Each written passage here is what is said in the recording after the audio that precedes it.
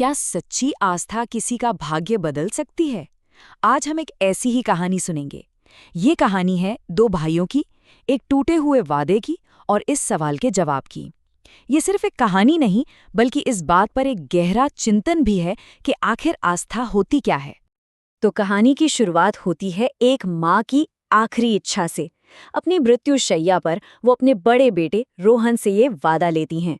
और यहीं से इस एक वादे पर हमारी पूरी कहानी की नींव रखी जाती है। माँ के निधन के कुछ ही समय बाद बड़े भाई रोहन ने उनकी आखिरी इच्छा को, उस वादे को पूरी तरह से भुला दिया। और बस यहीं पर लालच ने भाई के फर्ज को पीछे छोड़ दिया। देखिए बंटवारा कैसे हुआ। रोहन ने सारी कीमती उपजाऊ जमीन और अच्छा खासा घर अपने लिए रख लिया, और अपने छोटे सीधे साधे भाई राहुल के हिस्से में आई सिर्फ बंजर जमीन और एक टूटी फूटी झोपड़ी। ये सिर्फ एक अन्याय नहीं था, ये सरासर धोखा था। अब जब राहुल ने इस नाइंसाफी के खिलाफ आवाज उठाई, तो रोहन ने अपने रुतबे का इस्तेमाल करके उसे डराया, धमकाया।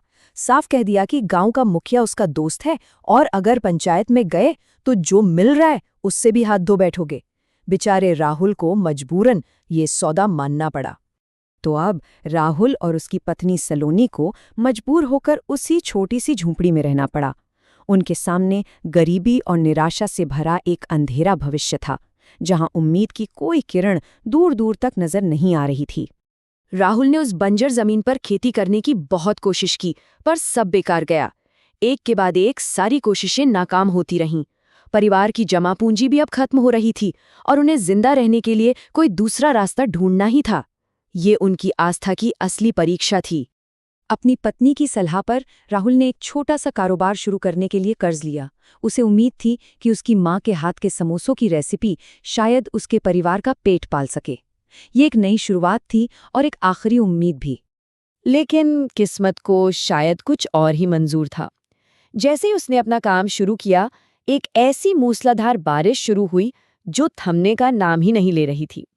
ये बारिश उसके इस नए काम के लिए पहले दिन से ही एक मुसीबत बनकर आई। एक एक दिन करके पूरा महीना निकल गया।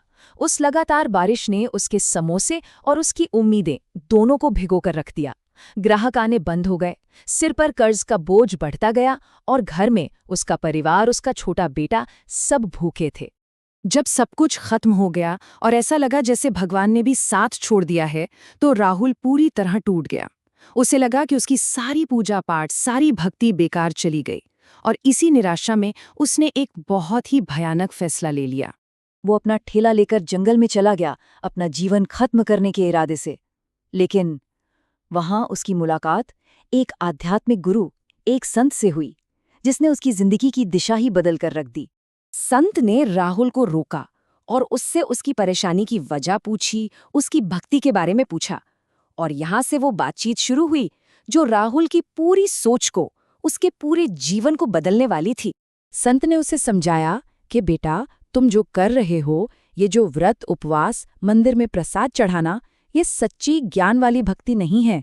ये सिर्फ कर्मकांड है, और शायद यही वजह है कि तुम्हें इसका कोई फल नहीं मिल रहा। फिर संत ने राहुल को तत्व ज्ञान के बारे में बताया, यानी सच्चा आध्यात्मिक ज्ञान। उन्होंने समझाया कि भक्ति सिर्फ कुछ मांगने या चढ़ाने का नाम नहीं है। ये तो ऐसा है जैसे कोई पेड़ की पत्तियों पर पानी डालता रहे, जबकि पानी तो जड़ में देना चाहिए। तुम्हारे कर्मकांड पत्तियों की तरह हैं, और तत्वज्ञान उस जड़ को समझना है जिससे परमात्मा से सीधा जुड़ाव होता है। संत से दीक्षा और यह आशीर्वाद पाकर राहुल की सिर्फ उम्मीद ही नहीं जागी, बल्कि उसकी पूरी सोच ही बदल गई। अब उसे समझ आया कि असली समस्या बाहर नहीं, बल्कि उसकी अपनी समझ में थी। उसे लगा जैसे किसी ने अंधेरे में रोशनी की एक किरण दिखा दी हो। और देखे, जैसे ही राहुल वापस गांव की तरफ लौटा, वो बारिश जो महीनों से बरस रही थी, वो आखिरकार रुक गई। अब उसने एक नए जोश, एक नई सोच के साथ अपने समोसे तैयार किए।